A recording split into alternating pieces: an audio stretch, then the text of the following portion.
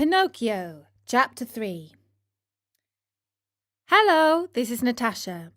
In the previous chapter we heard how two old men, Geppetto and Master Antonio, came to blows over a remarkable piece of wood. Geppetto has taken the wood home. Let's see what he does with it.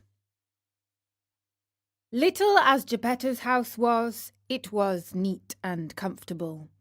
It was a small room on the ground floor with a tiny window under the stairway.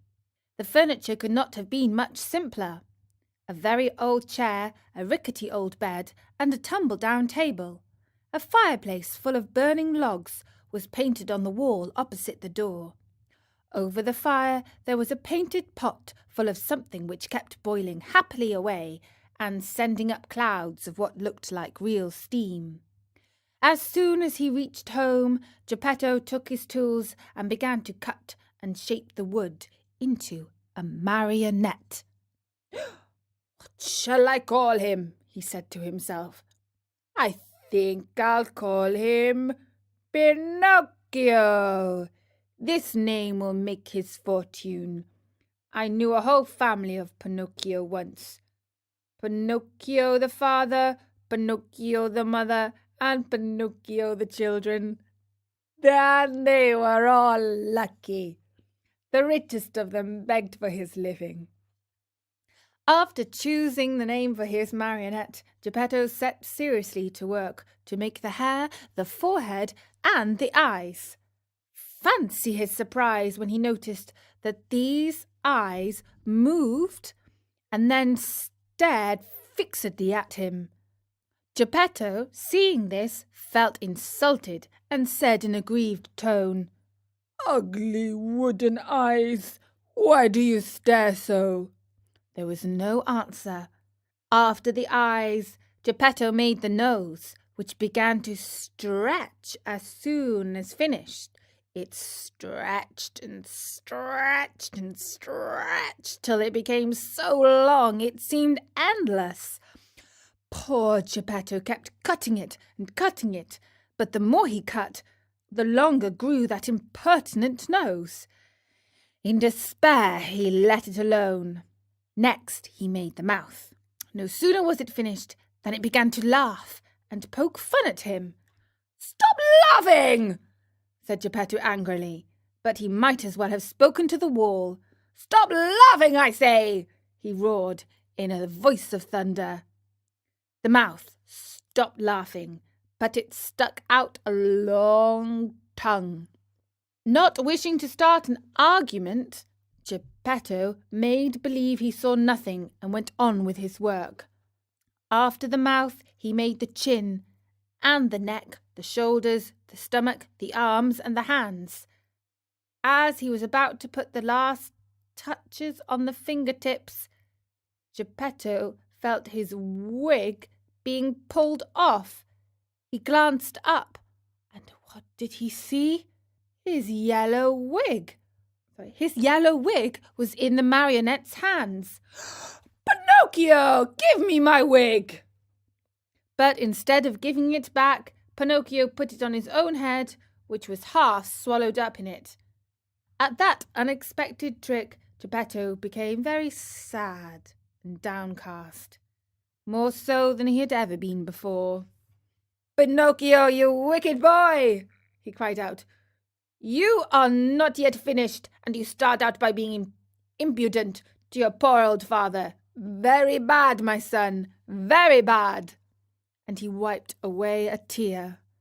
The legs and feet still had to be made. As soon as they were done, Geppetto felt a sharp kick on the tip of his nose. "I deserve it," he said to himself. "I should have thought of this before I made him. Now it's too late." He took hold of the marionette under the arms and put him on the floor to teach him to walk.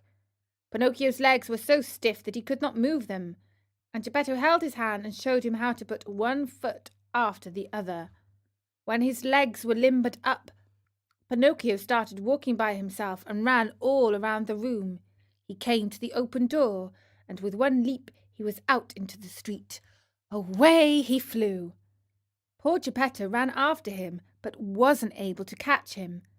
for Pinocchio ran in leaps and bounds, his 2 wooden feet as they beat on the stones of the street, making as much noise as 20 peasants in wooden shoes. "Catch him! Catch him!" Geppetto kept shouting. But the people in the street, seeing a wooden marionette running like the wind, stood still to stare and to laugh until they cried. At last, by sheer luck, a policeman happened along, who, hearing all that noise, thought it might be a runaway colt, and stood bravely in the middle of the street, with legs wide apart, firmly resolved to stop it and prevent any trouble. A military policeman. Pinocchio saw the policeman from afar and tried his best to escape between the legs of the big fellow, but without success. The policeman grabbed him by the nose. It was an extremely long one and seemed made on purpose for that very thing, and returned him to Master Geppetto. The little old man wanted to pull Pinocchio's ears. Think how he felt when, upon searching for them, he discovered that he had forgotten to make them. All he could do was to seize Pinocchio by the back of the neck and take him home again. As he was doing so, he shook him 2 or 3 times and said to him angrily, "We are going home now. When we get home, then we'll settle this matter." Pinocchio, on hearing this, threw himself on the ground and refused to take another step. One person after another gathered around the two. Some said one thing, some another. "Poor Marionette," called out a man. "I am not surprised he doesn't want to go home. Geppetto no doubt will beat him unmercifully. He is so mean and cruel." "Geppetto looks like a good man," added another. "But with boys he's a real tyrant. If we leave that poor marionette in his hands, he may tear him to pieces." They said so much that finally the policeman ended matters by setting Pinocchio at liberty and dragging Geppetto to prison. The poor old fellow did not know how to defend himself, but wept and wailed like a child and said between his sobs, "Ungrateful boy, to think I tried so hard to make you a well-behaved marionette. I deserve it, however. I should have given the matter more thought." And that was Chapter 3 of Pinocchio.